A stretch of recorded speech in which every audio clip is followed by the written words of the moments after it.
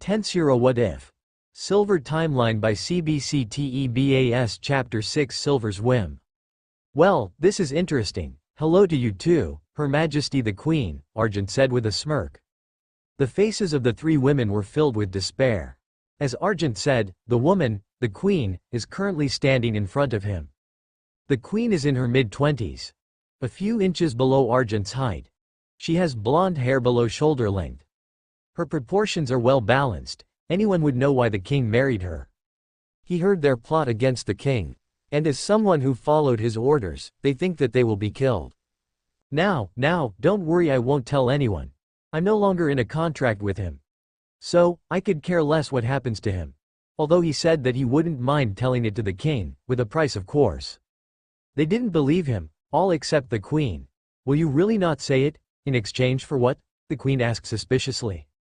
She knew that demons are beings that do things for a price or compensation. They won't meddle with you if you don't interest them. They will only do things that benefit you if it benefit them as well. Well, I really won't tell the king. But I guess this is fine as well, Argent said, thinking of a price for this information that he has. Truthfully though, I really don't care what they were plotting with the king. This bookstore, who owns it? Argent said, pointing downward. He is quite curious of the information and knowledge of humans. That would be mine. The woman who has been shivering the entire time raised her hand. She is a head smaller than the queen, with blue short hair and a petite body.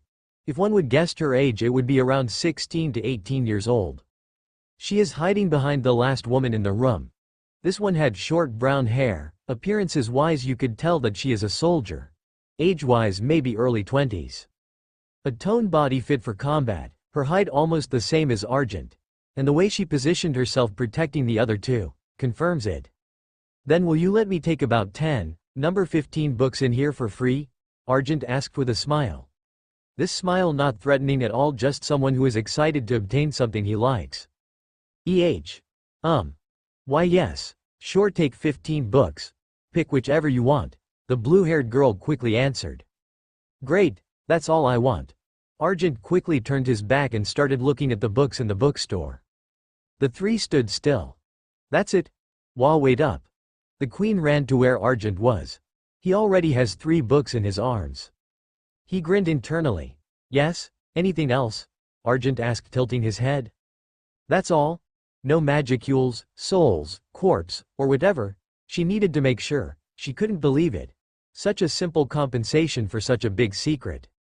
Well, yes, that's right. So you guys do what you want, I'll just ignore whatever I hear. He continues to survey the shelves while talking. Are you fine with those kind of compensations? She asked more calmly, thinking of a plan. Argent realized this but played dumb. Yes, of course it still depends on the compensation, but I take books, knowledge, magicules, souls, materials, or whatever that I think has value. He gave her a side glance. So as long as it has value for him, anything can be used as payment. Your Majesty? The two people looked at their queen. They knew that look. It was the look that means she is plotting. Demon. Would you be willing to make a contract with me? She finally made her decision. Your Majesty. Well, I don't mind. What's the request and the payment? Internally Argent was grinning. Hook, line, and sinker. After destroying the rebels with the king's request. Now, I am siding with the rebels to destroy the king. I can't get enough with the material world. Unlike in the underworld where only fights occur. Ha. Now this truly is interesting. Very interesting. Killing the tyrant king as well as his loyal vassals. State your price, we'll discuss it. The queen said with confidence. Price huh? Well, now I wonder what would be good. Argent is purposely prolonging it to mess with them. Well, first and foremost, are souls and corpse counted as price? Argent asked. Of course he knew it's not counted. After all, the point he tried to make by showing interest to books is to make them use other means of payment aside from those two things. If possible, they aren't counted as price. Something that is not alive ideally. And, no, corpses aren't counted either. The queen replied. Well, useful and interesting books. Information should be good too. Oh, recipes for foods too. Argent counted the list of the possible payments. Then this entire bookstore. Is that enough? The queen said, spreading her hands. She also took a glance to her blue-haired companion, who nodded her head. The demon glared. The entire bookstore does sound appealing. However, it's not enough.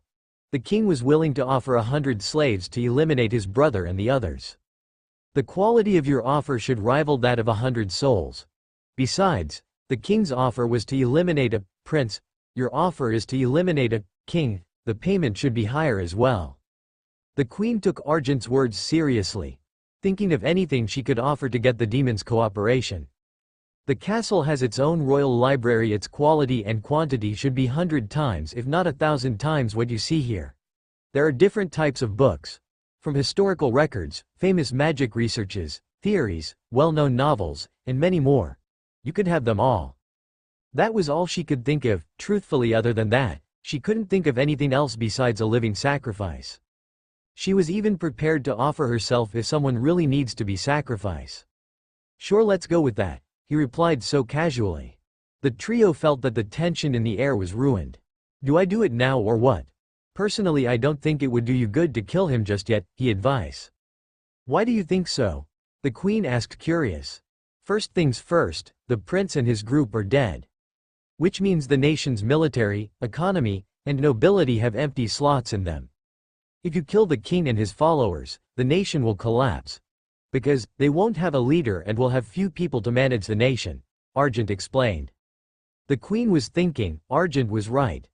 More or less half of the nation's important figures were killed. If they kill more, no one will be left to lead the nation. Then what do you suggest? The queen was genuinely asking a demon for advice. Argent couldn't help but grin. If you can be patient, kill the king after a year or 2 years. Rebuild the nation's military ranks and economy first, he said. I have a skill that can somewhat manipulate or give suggestions to a person's mind. I can turn some of the king's followers to your side, he added. And then we kill him, the queen finished for Argent. That's right. What do you think? The payment stays the same. Don't worry, he reassured her. Then why are you going out of your way to give me these advice? The queen was looking at him suspiciously. It seems more fun than outright killing them all, he said, plain and simple. A way to prolong the contract. To have something to do. To have something to not be bored. That was the only reason Argent needed. All right, let's go with that. The queen shook hands with Argent. Well then, let's start this, shall we? And for the next few months, albeit slowly, the nation's military and economy returned to normal. Corruption still lingers though. People that the queen and Argent deemed unnecessary were killed by accidents and sickness, while they keep the useful ones in check. Manipulating their minds. Blackmailing them by taking their families hostage. Giving them threats, anything to keep them in a leash. Of course, this is all happening without the king's knowledge. In his mind, he is still living the life of a tyrant. A tyrant with no one that will be a threat to him. He would never have guessed that his wife, the queen, is the person that is a threat more terrifying than his younger brother. 1/3 of the workers in the castle are already on the queen's side. It was easier than a person would think. Only those who are benefited by the king's tyranny would side with him willingly of their own free will. Others are forced either by literal force or to submit to stay alive. Once they heard about the assassination plan for the king, they immediately joined.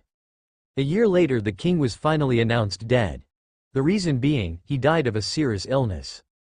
No one really believed it, but no one can really complain the death of a tyrant. With the queen as the nation's new leader, she plans on fixing her beloved nation with the help of those people he placed on power. As for Argent, well, here you go, take it all. The queen directed Argent to the royal library on the castle. Inside it was a giant library. It has 2 floors, all the walls covered in shelves and books. There was more than a few thousands of books, and they all belonged to him now. He then placed them all to his stomach. He previously also had spatial storage that he learned from Vert. However, it merged with Stomach of Predator, which increased the storage space of the skill to 2x the original size. It barely took 1% of the space inside his storage to fit them all. Well then, it was fun scheming and rebuilding a nation with you guys. But, it's time already. This body will disperse in a few days. Argent said his farewell to the queen and her entourage. Remember, I only took your request without souls because I had more than enough to last me a year here. The next time, if you do summon me again, souls and bodies are required. Or else, I won't be able to stay in the material world," he said, waving as he disappeared. Argent finally returned to the underworld. The place still looked the same. The ground having cracks from battles, the time of day always looked like dusk. Structures could be seen. The beings living in there are the greater demons and archdemons who are strong enough to have followers to order around. Argent traveled around, waiting for the next time he gets summoned to the material world. In his journey, he encountered Blanc. It was in a dark-themed castle. He sensed her there. He then met an archdemon in front of the castle. It was a young boy. He has ash-gray hair. Age-wise, he looked like a 10-year-old boy. Contrary to his appearance, his strength is no joke. He could give Argent a good fight, though Argent would still win. "Argent-sama, Blanc-sama wishes to meet you." He bowed his head. Even though Argent was a stranger, he showed respect. He knew that Argent was someone who Blanc, his lord, knows. "I see. Very well, take me to her," Argent replied. The two walked inside the castle. As they walked the corridor, Argent scanned the surroundings. The walls were built with precision. The decorations were of amazing quality. They then passed through a grandiose door. Inside, the two saw Blanc. She was reading a book while drinking tea. The scene in front was beautiful. No, it was more than beautiful. No words could express the beauty that Blanc showed with her surroundings, only emphasizing her more. Although, for Argent, he is already used to seeing her. He walked inside the room, taking a seat in a chair, on the opposite side of the small circular table, placed between the chairs. "I guess I should say long time no see, foo, Blanc started. "Well, it has been a long time, huh?" Argent replied. "Well, I just wanted to say that I finally went to the material world," Argent boasted. "You should try it too. It was fun. The human souls were delicious. Also here you go. I know you like books as well." Argent placed more than 10 books in the table. Each book looks expensive, from the covers to the papers used, and, not mentioning the contents inside. Confidential forbidden magics that were in the royal library, as well as other magic theories about manipulating souls. "Why, thank you, Argent-chan. Maybe I'll try that. I'm bored here as well, when I'm not fighting anyone. Books are the only thing to pass the time," she said, grateful for the gift that she received. "By the way, did you know, Blue and Vert died about a month ago?" Blanc said while bringing her tea to her mouth. "They died?" Argent was surprised. He wouldn't have guessed that they would die.